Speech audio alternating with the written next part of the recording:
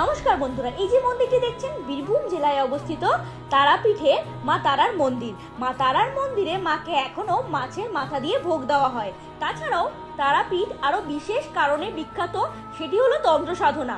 এবং এই মন্দির সংলগ্ন যে শ্মশানটি রয়েছে সেখানে বিভিন্ন রকমের তান্ত্রিক কার্যকলাপ চলতে থাকে। এবং আজ আমরা যে বিষয় নিয়ে কথা বলছি সেটি হলো মায়ের ভোগ। দুপুরবেলা এখানে মাকে অন্নভোগ দেওয়া হয় এবং এই অন্নভোগ হয় দু রকমের। একটা হচ্ছে সাধারণ অন্নভোগ, যেখানে 3 রকমের ভাজা, পোলাও দিয়ে, মাছের মাথা দিয়ে, মিষ্টি এবং ক্ষীর দেওয়া থাকে। কিন্তু আরেকটি হলো যেটি স্পেশাল অন্নভোগ, এবং এই ভোগগুলি মাকে দেওয়ার পর সেই প্রসাদ দর্শনার্থীরাও অনলাইন এবং অফলাইন বুকিংয়ের মাধ্যমে গ্রহণ করতে পারেন। তো বন্ধুরা বলুন, মায়ের ভোগ প্রসাদ হিসাবে কারা কারা গ্রহণ করতে পেরেছেন?